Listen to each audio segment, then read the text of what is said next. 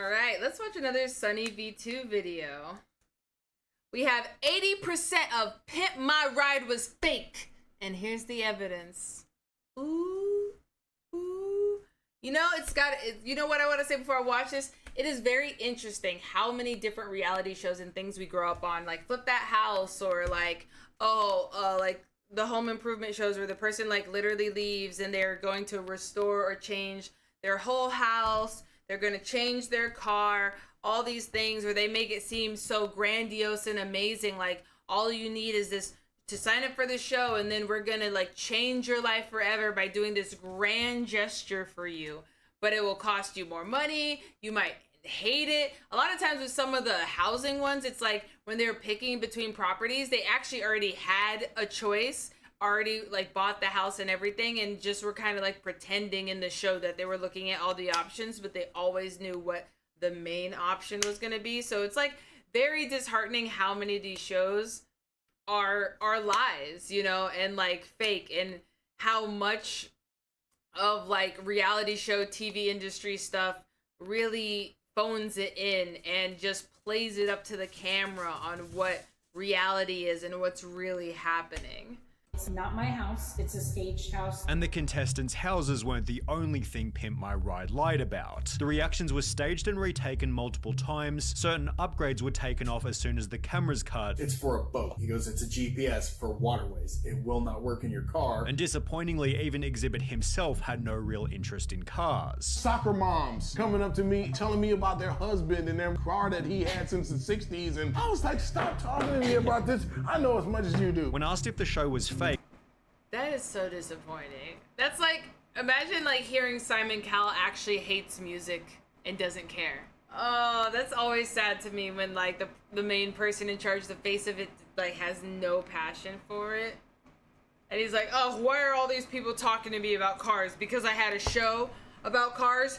Gosh. former contestant replied with a single word correct, which isn't surprising as the show even lied about who the contestants were. For example, in season 2 episode 10, Brooke was introduced as a 22-year-old film lover working hard to go to grad school, which had been fabricated by the producers as she was actually a 25-year-old cocktail waitress planning to move back to New York. The reason for not them literally hiring someone to completely lie.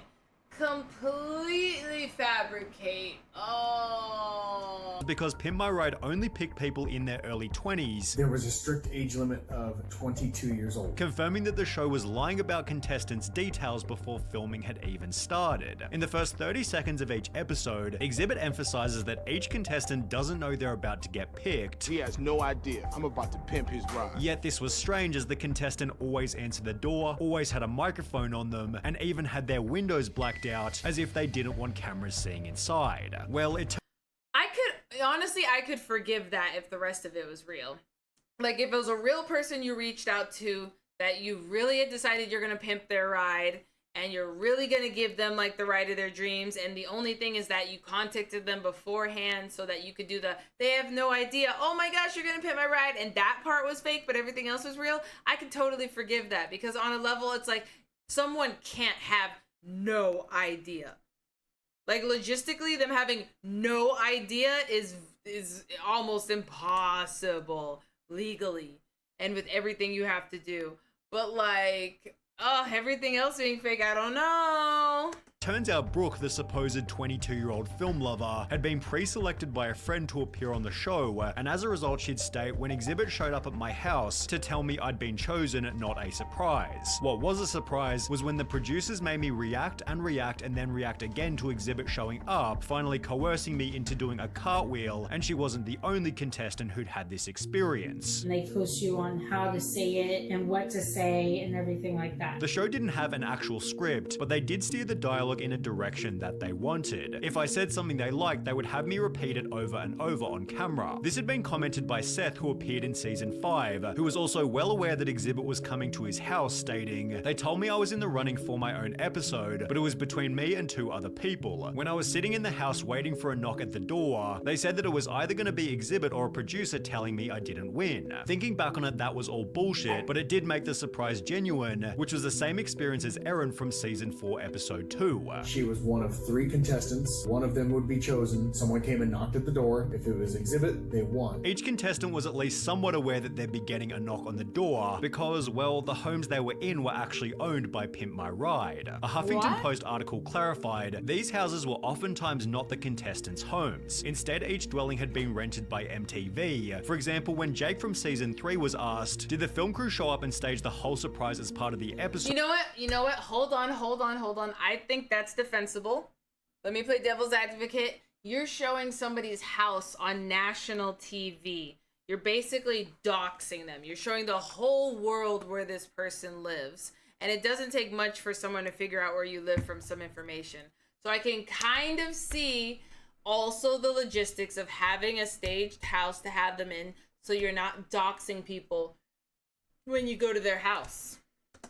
He'd respond by stating it wasn't my house. It was a place owned by one of the crew members. Similarly, Seth from season 5 stated, the house was rented from Craigslist because I lived in an apartment and they need a house with a big open driveway for filming, which is certainly reasonable, although sometimes the house was part of the person's story. In season 2, for example, Eric's car had supposedly been beat up in the rough streets of Compton. In Compton, ain't no street lights in Compton. However, judging from a quick look at Google Maps, it seems the episode was filmed in a much nicer neighborhood. So if Eric's story was inconsistent and Brooke's story from earlier was downright fabricated, then who else's stories were exaggerated for the sake of the show? Well, it seems pretty much all of them. Yep. In season 3, Jake's Buick had been bought from his grandma who smoked, and as a result the show threw an extra few dozen cigarette butts in the car to make her just look like a totally disgusting person. On top of this, the show interviewed Jake's girlfriend toward the start of the episode, yet MTV apparently questioned me having a girlfriend and suggested I dump her because it was better for my desperate dude with a shit car image. A producer later responded by stating, why would we want a kid to break up with his girlfriend? How would that have helped the show? So while Jake's claim about his girlfriend was somewhat questionable, the cigarette story was confirmed by Seth, who had a similar experience. I know I'm fat, but they went the extra mile to make me look extra fat by telling the world that I kept candy all over my seat and floor just in case I got hungry. Like, imagine that you sign up for a show and they're like gonna clean your house or do some renovations, and they literally put dead rats on the floor, they throw dirt on the floor, they like put bags everywhere so they can be like, wow, look how nasty and dirty your house is. Oh my gosh, you guys got this on camera? We are gonna help you out. Like, bro, just making you look like garbage basically so that their, you know, magical transformation is extra magical. However, it seems the fakest story was Justin's in season 6. His front bumper had supposedly fallen off in a car crash. Here is a result of a 3-car pileup right here. Although according to a 2010 tweet, my friend Justin was on Pimp My Ride. On TV, he said his RAV4 was involved in a 3-car crash. No, it wasn't, dude beat his car up with a bat. The same user then clarified, what he told me was that MTV suggested to him that he and his friend should do more damage to the car, which was confirmed by Justin himself, who'd add, yes, they removed my front bumper, used aircraft remover and enhanced the dent on the side of my car. Whilst introducing the episode, Justin stated, one of my crazy ex-girlfriends actually threw nail polish on my hood. Although when he was asked why are all your ex-girlfriends so angry, Justin revealed it was just something I made up, while Erin from season 4 was also encouraged to make her car look bad. They asked to leave trash in the car. We went to In-N-Out, and so they told me to leave it in the cup holder, so I did. It seems the only real part of the show's intro was Exhibit's improvised dialogue, because it wasn't scripted. I could say whatever I want to say. And when Exhibit drove the car to the shop, Exhibit did actually take the cars and drive them away, with the exception of a few that were too broken down, and then they made it look like he did. Although this segment created even more problems. Most people believe that PMR takes the car and gives it back in like a week or something. That's what I thought was going to happen too, but in actuality they took my car for roughly 7 months, being a massive inconvenience for some of the show's contestants. And they make it look like they're moving really, really fast, but in reality, they weren't. When asked for the 5 months they had your car, did they supply you with a replacement car? Justin from season 6 replied, no, they gave me $2,000 to rent a car. But I was 19 at the time. I rented a car for a month and it cost me $1,000, forcing Justin to find his own transport for the remaining 4 months. Seth from season 5 had a similar experience, being forced to go to a really small shady company off the freeway by LAX because they were the only ones willing to rent to me because of my age. It sucked having that rental car because they wouldn't take payments over the phone, so once a month I had to drive all the way from West Covina to LAX just for them to swipe my card. Oh, boy. Although the rental situation was better for other contestants. They had my car for about 6 months, and that time I had the rental car for 6 months as well. With Jake from season 3 adding, they gave me a really nice Mitsubishi Lancer to drive for the time they had the Buick. In the meantime, the crew began to plan how the rides were going to be pimped, although according to a former production staffer, this was also somewhat staged. Is like so far from the truth. WCC crew took a long time to shoot. They often had to be fed line by line. Some of those guys never really got used to being on TV. Some of the lines in the shop probably seem rehearsed because producers would come up with them and feed them to the WCC guys, although excluding this, the mechanics were fairly innocent. The segment where they'd pimp the car was almost impossible to fake. They really did put shit in the vehicles and change everything out. But when contestants were shown what their new car looked like, Pimp My Ride employed even more staging. Finally came the day for the big reveal. They filmed my reaction to the car at least 10 times before I'd even seen it. And when I did, holy hell, poor Betsy looked like Barbie's dream car from hell. It was pimped to the nines and hideous. This had been written by Brooke, who gave a much different reaction during her episode. Beautiful, perfect color. Exactly the color I want. While every other contestant also filmed their reveal multiple different times. We That's had crazy. to take a lot of takes over and over and over and over and over and over again. Justin stated they had to keep retaking my reaction. Seth stated I even had to do the reveal of the car like 3 times. However, Jake's reaction anecdote was the strangest of them all. His first real reaction to the car was just quiet amazement where he said this is good. They immediately yelled redo and then things got a bit weirder. I remember this very clearly. Big Dane, very big dude, he like puts his arm around my shoulder, kinda walks me around the shop for like 10 minutes and he's like, listen, we put a lot of work into this. We expect you to be a little more enthusiastic, although it would have been hard to conjure enthusiasm for a car that barely worked, as Jake would later write, the problem with the show is they don't fix any of the mechanical issues, and my car was a piece of shit. What they did was make my piece of shit sound exceptionally awesome, which is great, just not great enough to drive on roads. The HuffPost article expanded on this by stating, the car needed a muffler, and so a fake exhaust pipe was installed to make it seem as if that's what the car was supposed to sound like, even though it was just a lack of a muffler, while Exhibit brought up a much more dangerous incident. There was an instance where one of the cars wasn't fixed correctly, and long story short, this kid was driving this vehicle that was supposed to be like damn near brand new, and the steering wheel came off when he was driving it. It's therefore no surprise that the production staffer said, I can say that the cars often weren't fully ready when we shot the reveal. Some had to stay in the shop another week or so to get finished before the kids got them back, especially if they had mechanical issues, and it was Seth and his candy bars who seemed to fit this category. Pimp My Ride doubled down on his supposedly crappy diet by installing a cotton candy machine in the boot of the car, which didn't even work as the cotton candy machine didn't have a protective hood that fit. So if I tried turning it on, it would get candy strands everywhere. Very messy, so I never used it again after the shoot. Seth also never used the LED lights installed in the seats as they would get really hot if left on,